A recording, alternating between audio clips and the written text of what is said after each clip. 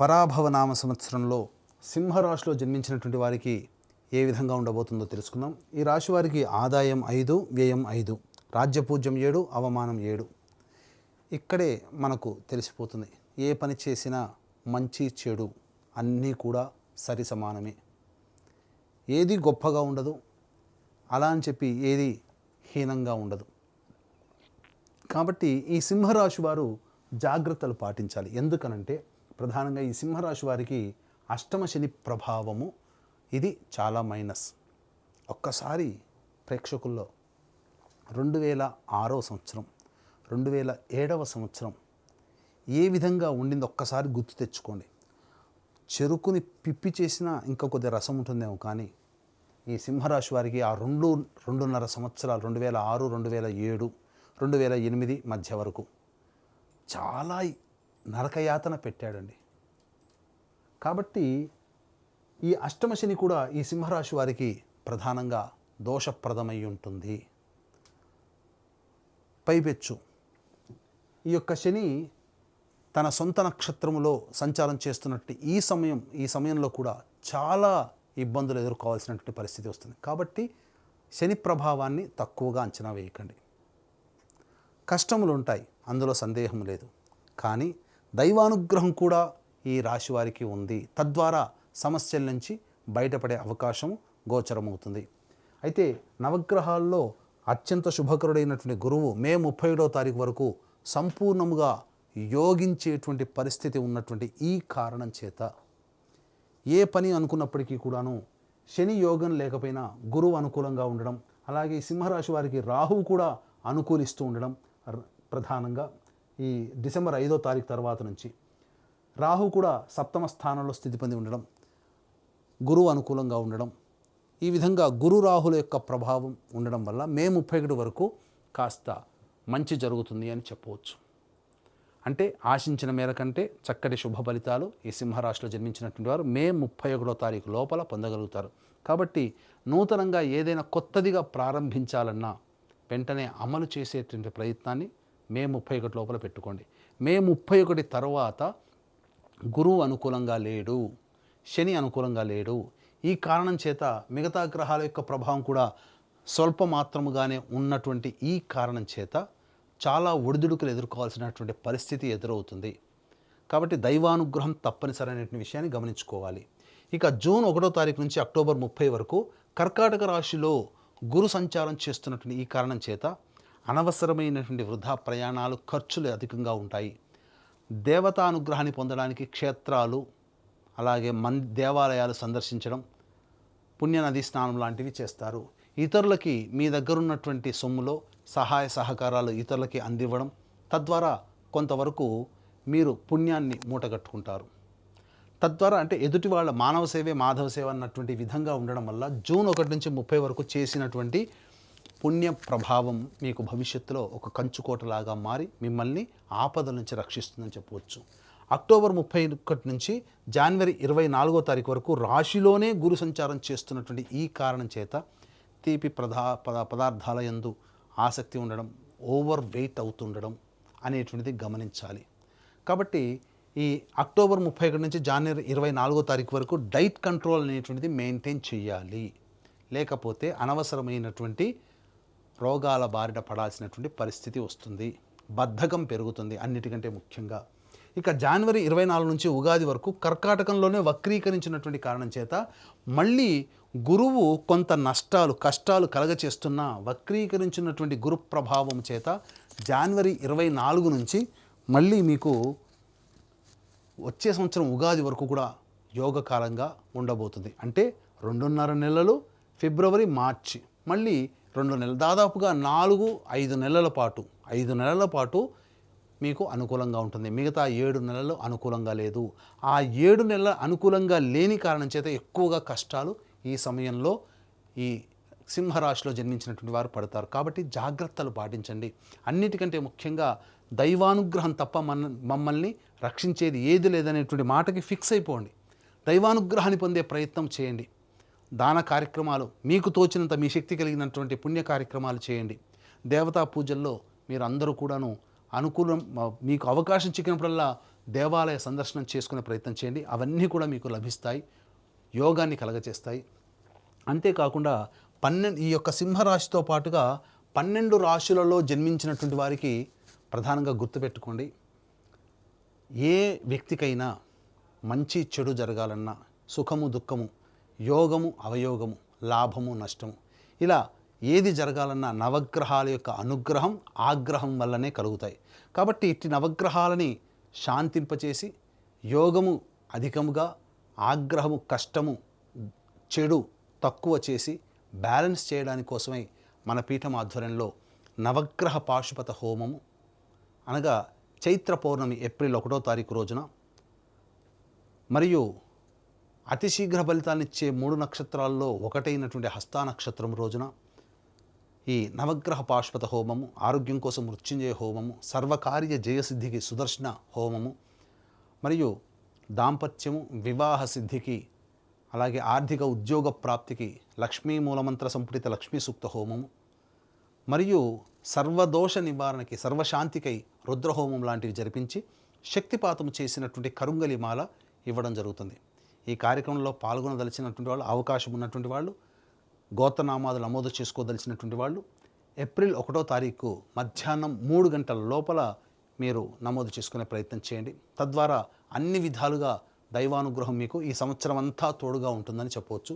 ఇక గమనించుకున్నట్లయితే చాలామందికి ఎప్పుడు మనం ఉద్యోగం ప్రయత్నం ప్రారంభం చేసుకోవాలి, నిరుద్యోగస్తులకి ఉద్యోగం ఎప్పుడు లభిస్తుంది, అలాగే ఇక ఉన్న ఉద్యోగంలో ప్రమోషన్స్ ఏమైనా ఉంటాయా, లేదా కొత్త సంస్థలో ఉద్యోగం ప్రయత్నం చేస్తే ఎప్పుడు చేసుకోవాలనేటువంటి ఆలోచన ఉంటుంది. కాబట్టి ఈ సంవత్సరం 18 అక్టోబర్ నుంచి 16 నవంబర్ మధ్యకాలము అనుకూలమైనటువంటి కాలము. అలాగే 15 మే నుంచి 16 జూలై వరకు ఉన్నటువంటి కాలము అనుకూలమైనటువంటి కాలము. మరియు వచ్చే సంవత్సరం 14 జనవరి నుంచి 12 ఫిబ్రవరి మధ్య ఉన్నటువంటి కాలం అనుకూలం. ఈ చెప్పినటువంటి సమయాల్లో నిరుద్యోగస్తులకి ఉద్యోగం చేస్తున్నటువంటి వాళ్ళకి ప్రమోషన్స్, లేదా వేరే సంస్థల్లో పనిచేయాలనుకునేటువంటి వాళ్ళకి బదిలీకి అనుకూలమైనటువంటి సమయంగా చెప్పవచ్చు. ఇక ప్రధానంగా ఈ సింహరాశిలో జన్మించినటువంటి వారికి శని ప్రభావము, ఏలిన నాటి శని ప్రభావము, దీంతోపాటుగా 2 ఏప్రిల్ నుంచి 10 మే మధ్య ఈ సంవత్సరం మధ్యకాలంలో కుజస్థితి ప్రభావం, శని కుజ యొక్క ప్రభావం ఉండడం వల్ల అనారోగ్య సమస్యలు ఎక్కువగా అవుతాయి. ఆపరేషన్స్ జరగాల్సినటువంటి పరిస్థితి ఏర్పడుతుంది. శరీరంలో బలహీనం అనేటువంటిది కలుగుతుంది. ఐరన్ స్థాయి నిల్వలు తగ్గిపోతాయి. అంతేకాకుండా చర్మ సంబంధమైనటువంటి వ్యాధులతో ఇబ్బందులు పడాల్సినటువంటి పరిస్థితి వస్తుంది. 11 మే నుంచి అలాగే 19 జూన్ వరకు ఉన్నటువంటి కాలము, 19 జూన్ వరకు ఉన్నటువంటి కాలము, ఇది చాలా మటుకు మీకు చేస్తున్నటువంటి వృత్తి ఉద్యోగ వ్యాపారాలలో చెయ్యని పనికి అవమానాలు పడడం, నేరం మోపడం, తద్వారా కొన్ని చర్చలు దాని మీద జరగడం, లేదా ఆస్తి సంబంధమైనటువంటి వ్యవహారాల్లో చర్చలు జరిగి వాదనలు జరగడం అనేటువంటిది మీకు కలుగుతాయి. ఇక 20 జూన్ నుంచి 1 ఆగస్టు వరకు ఉన్నటువంటి ఈ సమయం ఏదైతే ఉంటుందో, ఈ సమయంలో అతి ఆత్మవిశ్వాసము పనికిరాదు, అది గుర్తుపెట్టుకోండి ముఖ్యంగా. అంతేకాకుండా గృహంలో మరమ్మత్తులు, అలాగే గృహంలో చోర భయం, అంటే వస్తువులు, విలువైన వస్తువులు, ఆభరణాలు దొంగిలించబడడం కానీ, లేకపోతే వాహన ప్రమాదాలు జరగడం కానీ లాంటివి జరుగుతాయి. ఉద్యోగంలో కాస్త ఒడిదుడుకులు ఎదుర్కొనేటువంటి సమయం ఆసన్నమవుతుందని చెప్పవచ్చు ఆ సమయంలో. ఇక 1 ఆగస్టు నుంచి 17 సెప్టెంబర్ మధ్యకాలం ఏదైతే ఉంటుందో, ఈ సమయం అన్ని విధాలుగా అన్ని రంగాలలో ఉన్నటువంటి వాళ్ళకి యోగ్యమైనటువంటి కాలము. అంటే మీకు చెప్పొచ్చేది ఏంటంటే, గురువు అనుకూలంగా ఆ సమయంలో మీకు ప్రధానంగా లేకపోయినప్పటికీ కుజుడు అనుకూలంగా ఉండడం మీకు ఒకంత యోగాన్ని కలగచేస్తుంది అని చెప్పవచ్చు. ఇక 18 సెప్టెంబర్ నుంచి 11 నవంబర్ మధ్య ఉన్నటువంటి ఈ కాలం ఏదైతే ఉంటుందో, అనవసరమైనటువంటి ప్రయాణాలు జరుగుతాయి. అంతేకాకుండా ప్రధానంగా ఈ సమయంలో దంపతుల మధ్య విభేదాలు వచ్చేటువంటి అవకాశము గోచరమవుతుంది. కాబట్టి జాగ్రత్తలు పాటించండి.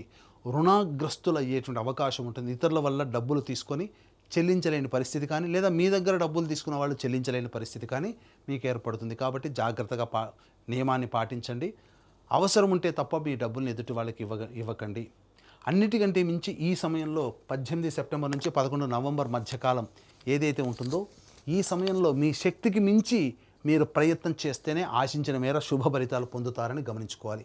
ఇక అన్నిటికంటే కీలకం 12 నవంబర్ నుంచి 8 మార్చి వరకు ఏదైతే ఉంటుందో ఇది చాలా కీలకం అండి. ఎందుకనంటే ఈ సమయం ఏదైతే ఉంటుందో ఈ సమయంలో ప్రధానంగా యోగమా అవయోగమా అంటే అవయోగం ఉంటే దాన్ని యోగంగా ఎలా మార్చుకోవాలో కూడా చెబుతాను. కుజస్తంభన అనేటువంటిది జరగడం, తద్వారా మీరు చేపట్టినటువంటి పనుల్లో ముందుకి కదలకపోవడం అనేటువంటిది జరుగుతుంది. దీన్ని దేవతానుగ్రహంతో అన్ని విధాలుగా అవయోగాన్ని సైతం యోగంగా మార్చుకోవచ్చు. అందుకనే ఇక్కడ దేవతానుగ్రహంతో పాటుగా సంకల్ప బలం అనేటువంటిది ఎక్కువగా ఈ 12 నవంబర్ నుంచి 8 మార్చి వరకు మీకు తోడై ఉండాలి. ఇది గుర్తుపెట్టుకోండి. ఇటు ఈ సమయంలో కూడా గురువు మీకేంటంటే జనవరి 24 నుంచి గురువు కర్కాటకంలో వక్రీకరించినట్టు కారణం చేత ఆ సంకల్ప ప్రభావం యొక్క ఫలితము ఫిబ్రవరి మార్చిలో మీరు అద్భుతంగా చూస్తారు. దైవానుగ్రహాన్ని పొందే ప్రయత్నం గట్టిగా చేయండి. ఇక ఈ యొక్క సింహరాశిలో జన్మించినటువంటి విద్యార్థులకి జ్ఞాపక శక్తి తక్కువగా ఉండడం, బాగా గొప్పగా చదివిన పరీక్ష సమయంలో కొంత తొందరపాటు నిర్ణయాలు తీసుకొని సరిగ్గా ఆన్సర్ చేయలేకపోవడం కొంత నష్టం ఉంటుంది. కాబట్టి ముందుగానే తల్లిదండ్రులు పిల్లల్ని మానసికంగా గట్టిగా ఉండే విధంగా ప్రిపేర్ చేయండి. స్పాంటేనియస్గా మీరు ఉండాలి ఆ యొక్క ఎగ్జామ్ హాల్లో అనేది గుర్తుపెట్టుకోండి. ఆశించిన మేర శుభ ఫలితాలు ఉంటాయి. సామాన్యమైనటువంటి పరిస్థితులు విద్యార్థులకి ఉంటాయని చెప్పవచ్చు. ఆశించిన మేర విద్యాలయాల్లో మీకు స్థానం లభించాలి, ప్రవేశం లభించాలంటే ఎక్కువగా కష్టపడాలని సూచిస్తుంది. ఈ యొక్క సింహరాశిలో జన్మించినటువంటి రాజకీయ రంగ ప్రముఖ వ్యక్తులు ఎవరైతే ఉంటారో వారు అవమానాలు ఎదుర్కోవాల్సినటువంటి పరిస్థితి వస్తుంది. ఖర్చు డబ్బు పాయే పదవి పాయే అన్నట్టుగా ఉంటుంది. పార్టీ పెద్దల దృష్టిలో పడకపోవడం, ఆ పెద్దల దృష్టిలో పడడం కోసం చేర్చినటువంటి ప్రయత్నాలన్నీ కూడాను వృధా అవ్వడం ఒకంత నిరుత్సాహాన్ని గురి చేస్తాయి. కాబట్టి మిన్నకుండా ఉండడమే చాలా మేలనేటువంటి విషయాన్ని గమనించుకోవాలి.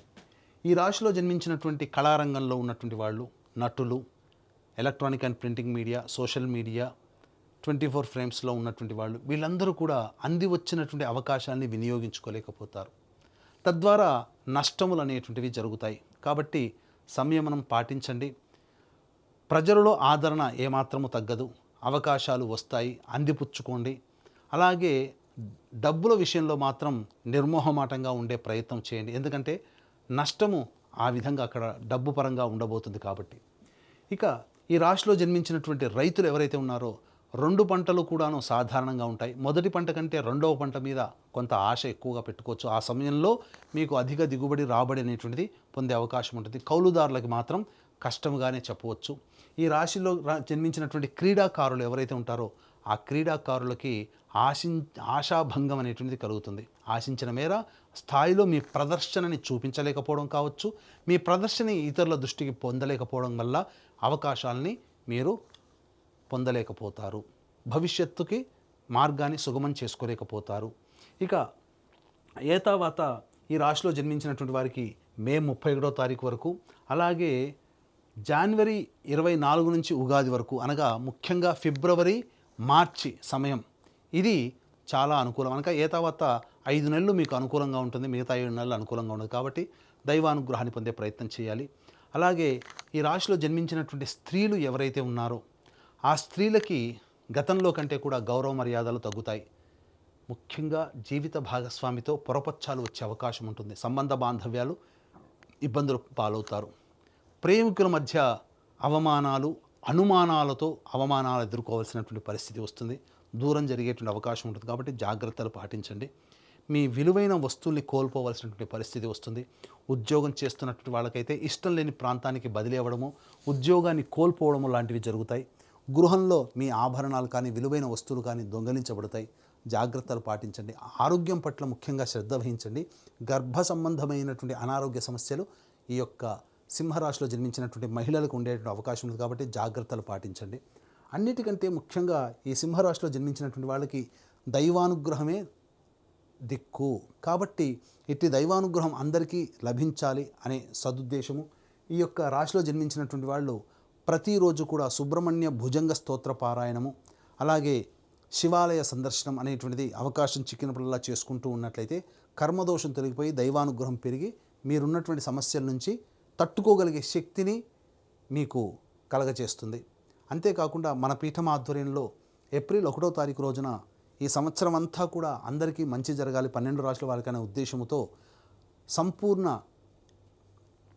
ఈ సంబంధించినటువంటి సంపూర్ణ నవగ్రహ శాంతి అనగా ఈ సర్వదోష నివారణ పూజల హోమాల్లో భాగంగా నవగ్రహ పాశుపత హోమము, మృత్యుంజయ హోమం, రుద్ర హోమం, సుదర్శన హోమం, లక్ష్మీ హోమం లాంటివి జరిపించి శక్తిపాతము చేసినటువంటి కరుంగలి మాలను మీకు ఇవ్వడం జరుగుతుంది. కాబట్టి ఈ అవకాశాన్ని అందరూ వినియోగించుకొని కుటుంబంగా అందరూ సుఖశాంతులతో ఆనందంగా జీవిస్తారని ఆకాంక్షిస్తూ సర్వం శ్రీ ఉమామహేశ్వర పర బ్రహ్మార్పణమస్తు.